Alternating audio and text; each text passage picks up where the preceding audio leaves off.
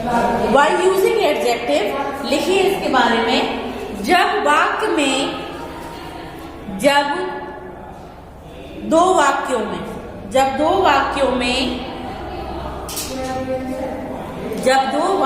में एक वाक्य मुख्य है, जब दो वाक्यों में एक वाक्य मुख्य हो, जब दो वाक्यों में एक वाक्य मुख्य हो और दूसरे वाक्य का एडजेक्टिव मुख्य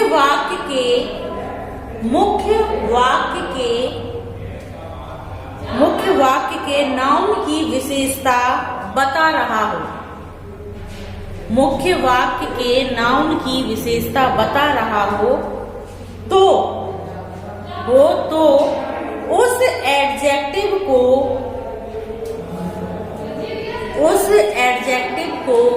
सिंपल सेंटेंस बनाने से पहले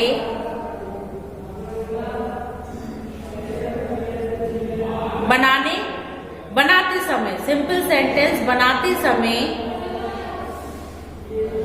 उस नाउन के पहले रख देते हैं जिसकी वो विशेषता बताता है। उस नाउन से पहले रख देते हैं जिसकी वह विशेषता बताता है। अब फिर से एक बार सुन लें, हमने क्या कहा आपसे? हमने कहा जब दो वाक्यों में एक वाक्य मुख्य हो और दूसरे वाक्य का एडजेक्टिव मुख्य वाक्य के नाउन की विशेषता बताता हो तो सिंपल सेंटेंस बनाते समय हम उस एडजेक्टिव को मुख्य वाक्य के नाउन जिसकी वो विशेषता बता रहा है उससे पहले रख देंगे और दोनों वाक्यों को जोड़ देंगे। एग्जाम्पल लिखिए, I help a beggar. I helped a beggar.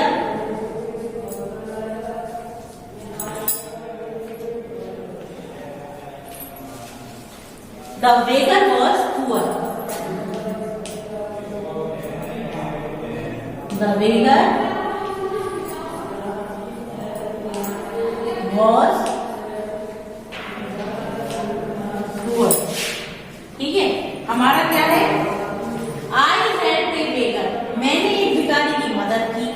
The beggar was poor, भिखारी गरीब था। अब ये जो पुअर वर्ड है ये किसकी विशेषता बता रहा है? बेगर बता रहा है, जो कि मुख्य वाक्य का नाम है। ठीक है, तो हम इससे पहले किसको लगा देंगे? पुअर को लगा देंगे। सिंपल सेंटेंस बनाने के लिए क्या हो जाएगा? ये आई हैव ए पुअर बेगर। आया समझ में? Very good. नेक्स्ट लिखो एग्जाम्पल। नेक्स्ट एग्जाम्पल लिखो, some man are kind. Next example, some man are kind. ठीक है, they help everyone. They help everyone. ठीक है, some man are kind. Kind means क्या होता है? दयालु। कुछ लोग दयालु हैं। दे हेल्प एवरीवन, वह दूसरों की मदद करते हैं। तो इसका क्या बनेगा? यहाँ पर जो काइंड वर्ड है ये किसकी विशेषता बता रहा है? ये मैन की विशेषता बता रहा है। ठीक है, तो क्या हो जाएगा इसका? Kind man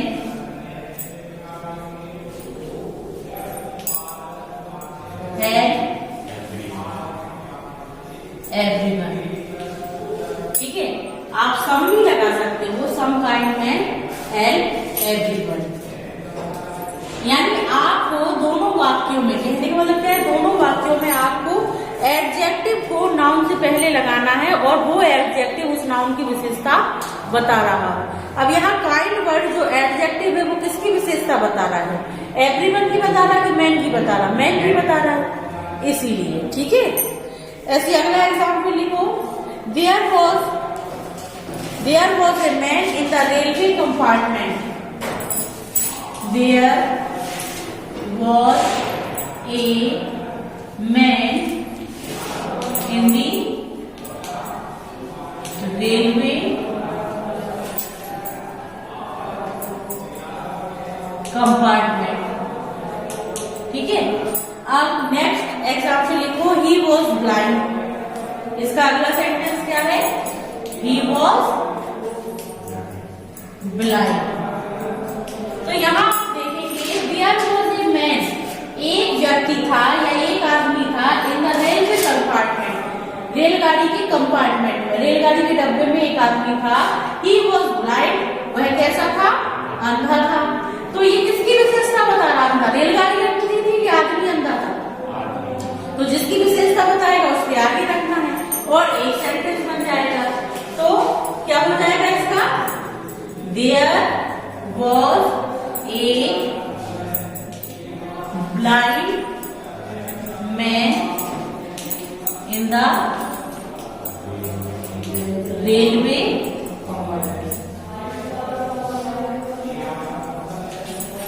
compartment. ठीक है, बन गया? सबको समझ में आ गया? यानी आप एडजेक्टिव का यूज बहुत अच्छे से समझ गए। अब हम आगे देखेंगे एडवर्बियल फ्रेज या एडवर्ब। ठीक है,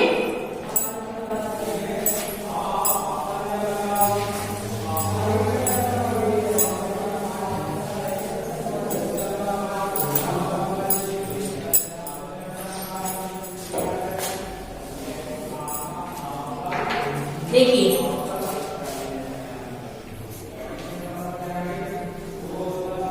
एडवर्ब और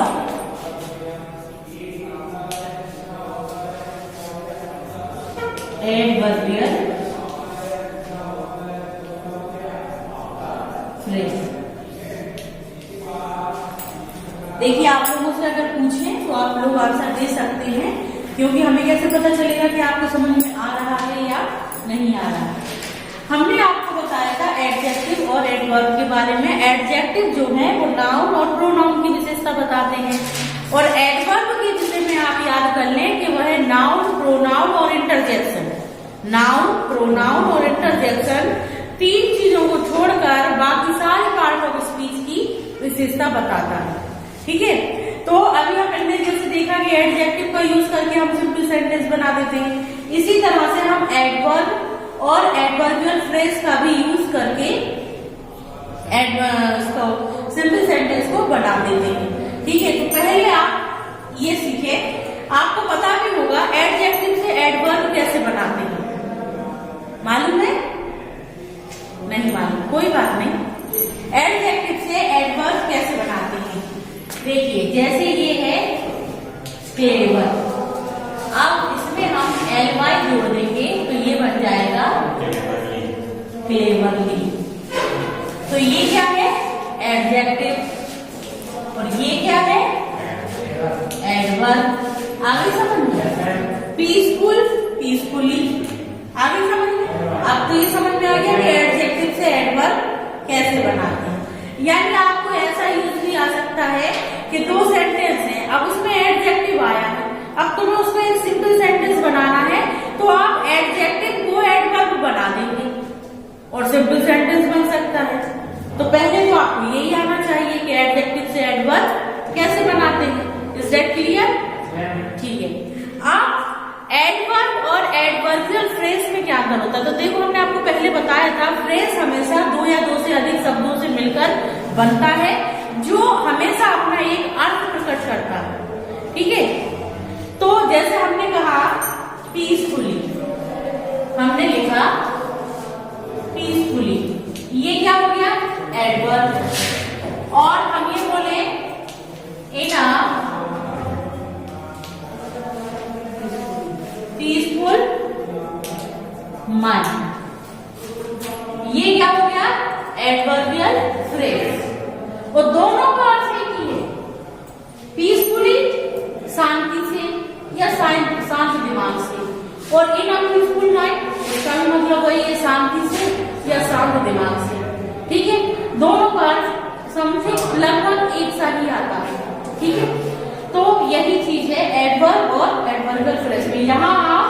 कहने का मतलब है जहां आप एडवर्ब का यूज कर सकते हैं वहां आप एडवर्बियल फ्रेज का भी यूज कर सकते हैं। यानी किसी सेंटेंस में एडजेक्टिव है, अब आप उस एडजेक्टिव को एडवर्ब बनाकर सेंटेंस को जोड़ेंगे। हम यही बोल रहे हैं ना कि किसी सेंटेंस में एडजेक्टिव है तो एडजेक्टिव को हम एडवर्ब बनाकर उस सेंटेंस को कंबाइन करेंगे। अब उस एडजेक्टिव को चाहे तो हम एडवर्ब बना सकते हैं और चाहे हम एडवर्बियल फ्रेज बना। यही यूज हम आपको बता रहे हैं कि व्हाई यूजिंग एडवर्ब और एडवर्बियल फ्रेज, कि आप एडवर्ब का या एडवर्बियल फ्रेज का यूज करके कैसे सिंपल सेंटेंस बना सकते हैं। ठीक है, अब आप इसमें लिखिए। हाँ, पहली चीज जो हमने आपको बता दी कि एडवर्ब जो है नाउन, प्रोनाउन और इंटरजेक्शन को छोड़कर बाकी सभी पार्ट ऑफ स्पीच की विशेषता बताता है। दूसरा हमने आपको बता दिया कि एडजेक्टिव से एडवर्ब कैसे बनता है। तीसरा हमने आपको बताया कि एडवर्ब क्या होता है और एडवर्बियल फ्रेज क्या होता है। इसको हम अंडरलाइन करके लिख दें। ये क्या है? एडवर्ब और ये क्या है? Adverbial phrase. ठीक है, ये इतना अभी तक आपको समझ में आ गया सबको? चलो अच्छा है। अब नोट लिखिए, नोट लिखिए, नोट लिखिए। कहीं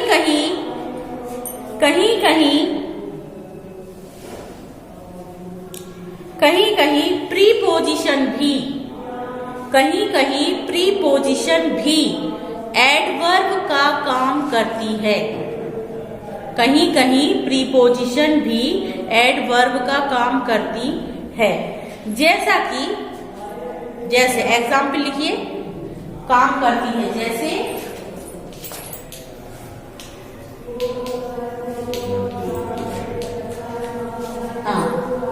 he is in, he is in. तो यहां पर आप देखिए इन मीन्स होता है मैं, इन मीन्स क्या होता है? मैं। अगर हम इसको प्रीपोजिशन के अकॉर्डिंग देखें तो इन समय के लिए भी आता है, स्थान के लिए भी आता है। आप लोगों ने इसको प्रीपोजिशन में देखा होगा, इन माने में होता है।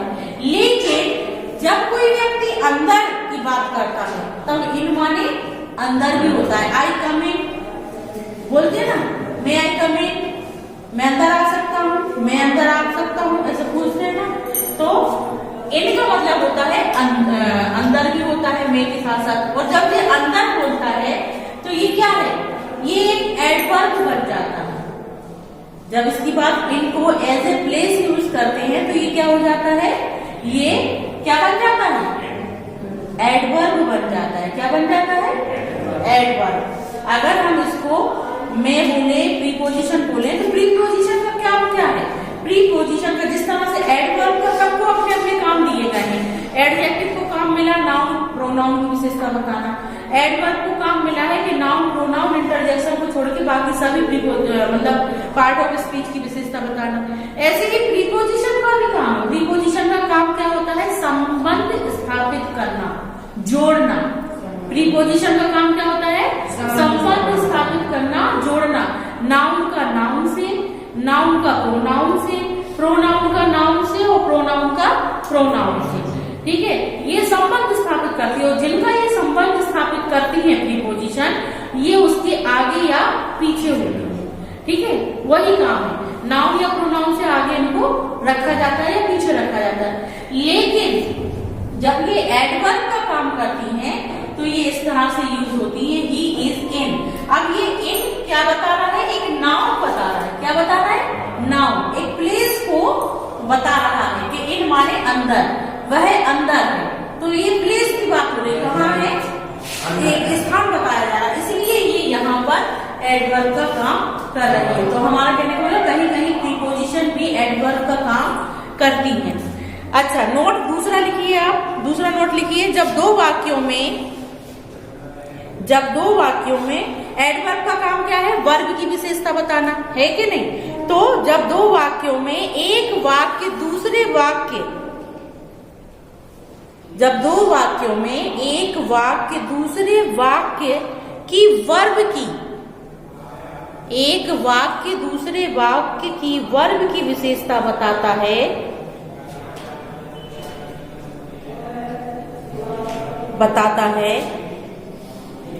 तो विशेषता बताने वाक्य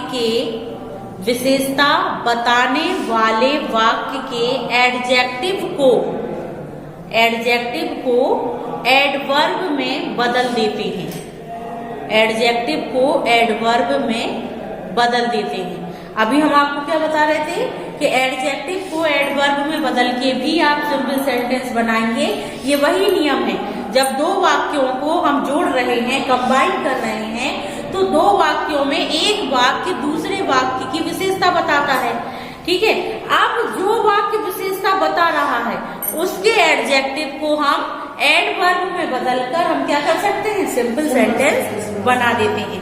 तो लिखिए Ram goes to school. Example लिखिए, राम गोज टू स्कूल। दूसरा सेंटेंस लिखिए, he is regular. He is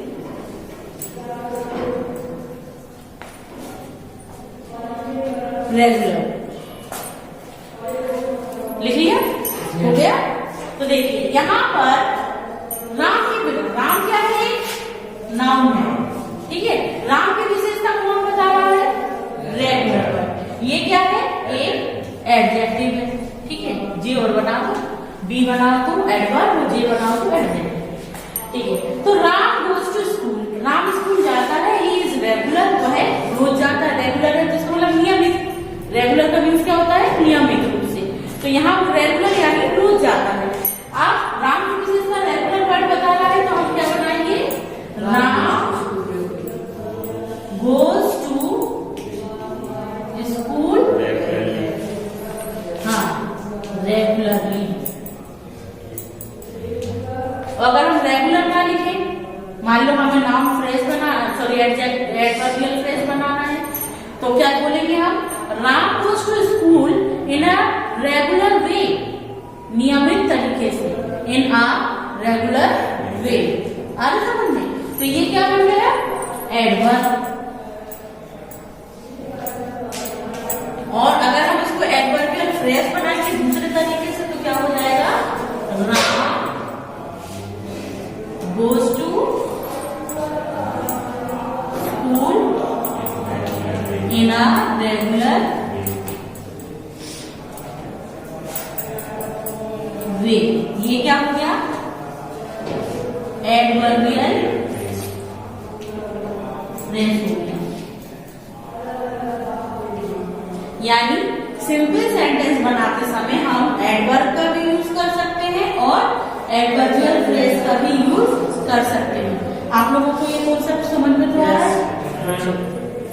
ये है। अब दूसरा एग्जाम्पल और लिखिए, last example. May I erase it?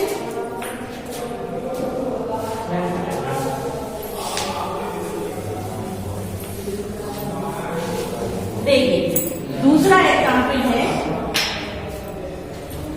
Milton was a great poet of English.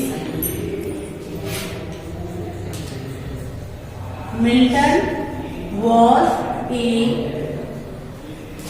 Great poet in English. दूसरा सेंटेंस है, there is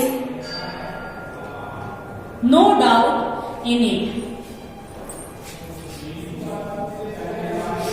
there is no doubt in it. तो Milton अंग्रेजी में महान कवि थे, इसमें कोई संदेह नहीं है। अब यहाँ डाउट जो है एडजेक्टिव है, लेकिन यहाँ नो डाउट आ गया, यानी ये दोनों का अर्थ एक लगेगा। यहाँ पर कोई संदेह नहीं है, ये चीज एक है, कोई संदेह नहीं है, यानी ये चीज जो है आपका विलोम बता रही है। विलोम बता रही है, नो लग गया तो संदेह है, डाउट मीन्स संदेह है, और नो डाउट मीन्स संदेह नहीं है। तो ये क्या बन जाएगा, ग्लोमी तो हो गया संदेह का, तो हम इसको क्या लिखेंगे? Milton was undoubtedly